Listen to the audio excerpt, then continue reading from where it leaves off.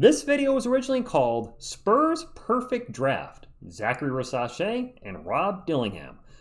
No.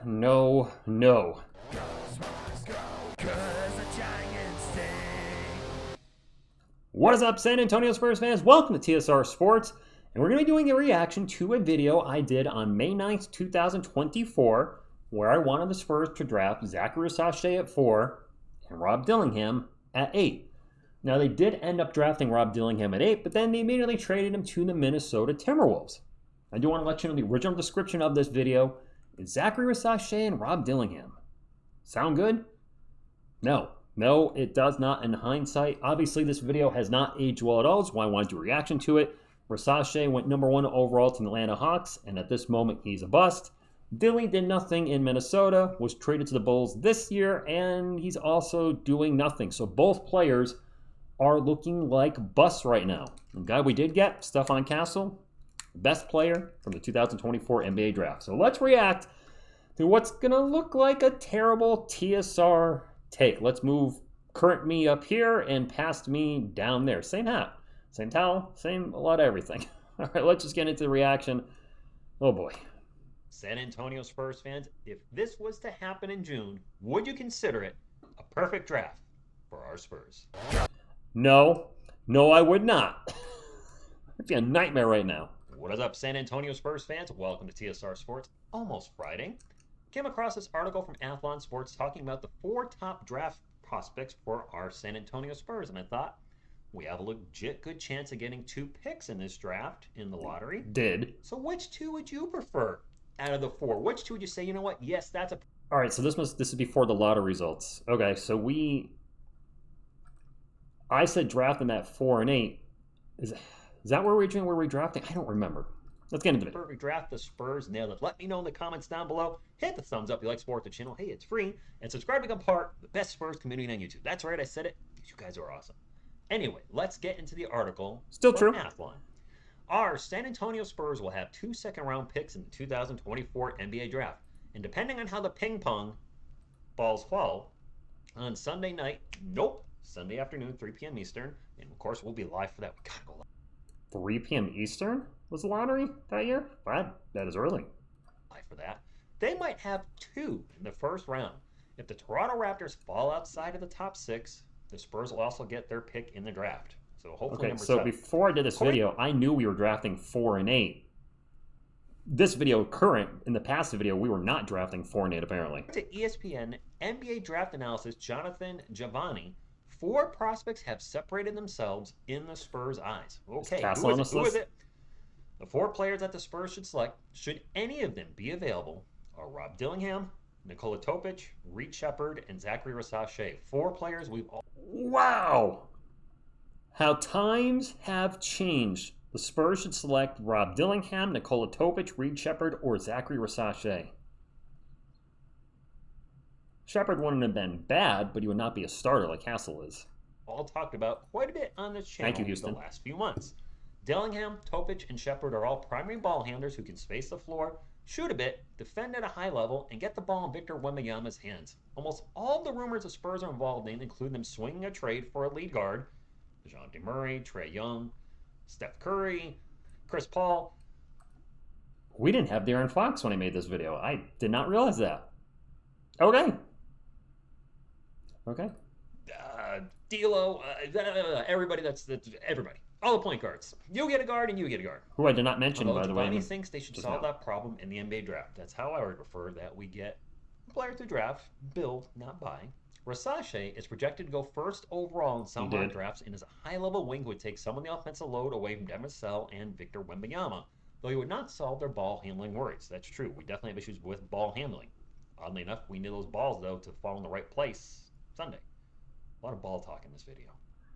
Anyway, Dillingham seems to be... The more things change, the more they stay the same. He excelled in his lone season with the Kentucky Wildcats and is eager to join the Spurs and Wembanyama. Even if the Spurs land the top pick, it is expected that the Spurs would take Dillingham. So if we were to get number 1 overall, they're saying they still think we would take Rob. And I've seen some... We would not take Dilly number 1 overall. Some light rumors starting to go around about that. So let's now get into TSR's 2 cents on everything here. I know first and foremost, some Spurs fans don't want us to get the Toronto pick this year. They're saying, hey, let's wait till next year. And I get that. It's a better draft. Supposedly, things could change by draft time.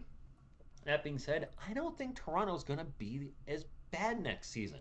They were just decimated with tons of games missed, whether it was injuries or other circumstances. Toronto make the playoffs the year after? I don't remember. But I think the starting lineup next year, if all things stay the same, of Quickly, Trent, Barrett, Barnes, and Pirtle, plus you got Dick off the bench, that should be a pretty okay team, a play-in team. I mean, the Hawks. That team has changed a lot. Made the play-in the East with a 36-46 record. So I think Toronto will improve enough to where they're probably going to be a play-in team. So I would just rather get that pick right now. Get it now, and I've said this before on the channel that of course, the best case scenario for Spurs fans, if you want the 2 picks right now, is 1st overall pick and 7th overall pick. Then we get whoever we want on the top, whether it's Zaccharie Risacher, Alexander Sarr, or Rob Dillingham, whoever it is, you got the picks. I can't believe Dilly's in that. At this moment in time, Dilly was being talked about as a top. Was he being talked about as a 1st overall pick? I'm lumping him in there with Risacher. While he's been a bust, he was a top 3 pick in that, a consensus top 3 pick in that draft. Sarr, of course, has been fantastic for the Wizards last season. Had a good rookie year, but just weird to hear Brian, this. right, Which is why I like doing these, to see how much things have changed. To do whatever you want with the 1st overall pick. And if we did get the 1st and 7th pick, for me, look, I'd be fine with Risacher or Sarr at the number 1 pick overall, and then if we can nail Dillingham at the 7, okay, fine. Or whoever's available, whether it's Topic, I know Shepard's been on the radar, whoever, draft a point guard or a... Am I not going to mention Stephon Castle at all in this video? Which is crazy, because that is the guy we drafted. Guard that could be developed in the point guard, even Stephon Castle, and get Risacher, which would give us a lot... Bada bang! Right on cue!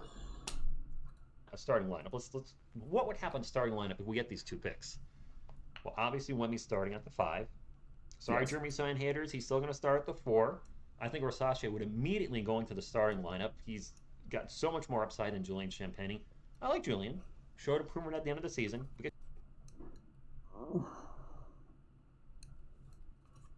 Moving right along from that one. Get your butt back on the bench. Get out of the starting lineup. Then Vassell, and then Trey Jones would start the season.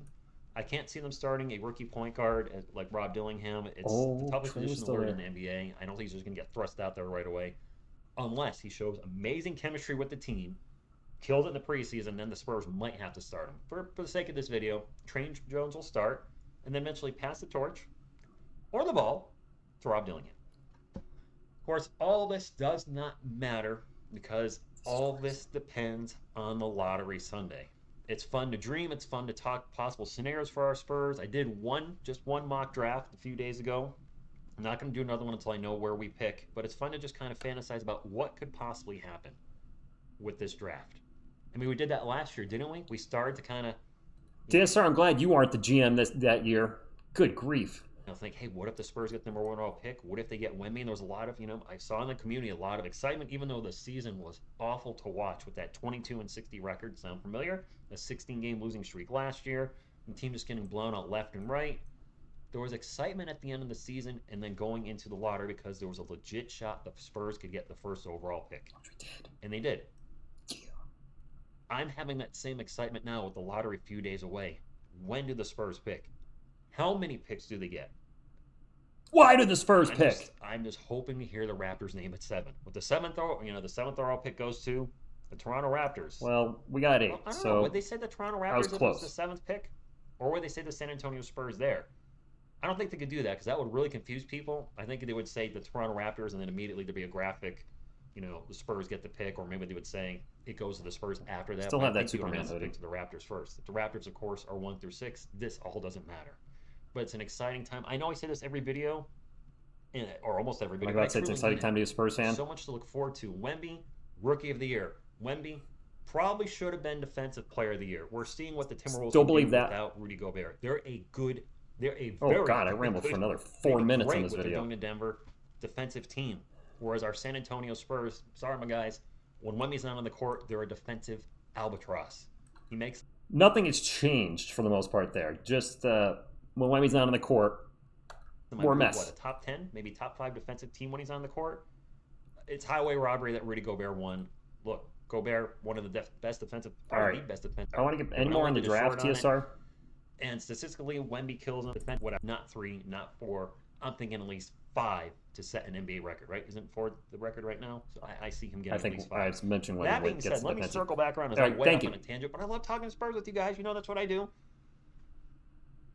I would be fine with this. If the Spurs are set on drafting, I gotta pull this back up again just so I get all the names just right in front of me. If they are set on these 4 guys, Rob Dillingham, Nikola Topic, Reed Shepard, and Zaccharie Risacher. We obviously did not have any information. The Spurs mentioned Stephon Castle when I made this video. Eventually, that information would come out. I think the obvious one out of that 4 is Zaccharie Risacher. We need floor spacing. We need shooting. He can shoot. He can play D. He's what, 6'10"-ish? Still needs some shooting. That's the obvious one to put at small forward. At guard, I'd be okay with any of those 3 if I had to put them in order, and 2 of them are Kentucky guards, so my goodness, that's... Come on, TSR, go. Go. Maybe I'll put them in the order that they're listed. Dillingham, Topic, Shepard. I'm going to trust Brian Wright. But Topic just had some bad luck with injury. I think I'm going to stop the video there because it's getting a little long. I do shoot these on break, and my time is limited. I like doing these to kind of look at where I was at that moment in time, but also where other writers were, where the community was. I'm actually going to look at the comments real quick now I think about it, just to kind of see where you guys were on this. Were you agreeing that this would be a great draft? Oh, well, somebody put this age like fine wine. Oh, you can't see it. There we go. This age like fine wine. You aren't kidding. Basketball talks. Risacher and Tizian Saloon, the French connection. That's right. We wanted Tizian at one point. Topic would be nice to pair with Wemby. Never been invested in the draft except for the last 2 years. I agree. Sarr, Topic, Risacher. Happy with Dillingham. Not sold on Jeremy at the starting 4. Hart says Topic. Brain says Dilly. So yeah, it's crazy. And that's why I like revisiting these a couple years later, just how much things change. Everything is, of course, hindsight is 2020. We see how, I don't think he's on anymore, how great Stephon Castle has been, and then how these 2 guys right now are really struggling to make a mark in their NBA career. Risacher started as a starter in Atlanta. Now he's coming off the bench. Who knows what his role is going to be next year? Will be even more diminished. Dilly hasn't found his way yet, getting traded a year and a half into his career with Minnesota to the Bulls. Will he be a starter in Chicago? Probably not. And then Stephon Castle is turning into one of the best 2-way young guards in the NBA. All right, I don't know. That's all I got. It was nice revisiting this and just how much things have changed. Wanting Risacher over Champagny, I certainly don't agree with that statement these days. So drop a comment down below. How did you feel back in 2024 before the draft and apparently before the lottery before De'Aaron Fox? Were you thinking you would like one of these players or both? And of course, when hindsight being what it is, how happy are you that the Spurs did not draft one of the 4 players that were mentioned in this video? Zaccharie Risacher, Rob Dillingham, Nikola Topic, or Reed Shepard. Very curious on your feedback on this one. Hit the thumbs up if you enjoyed the video, and subscribe to become part of our Spurs community and for more Spurs content. And thank you, and as always, go Spurs go!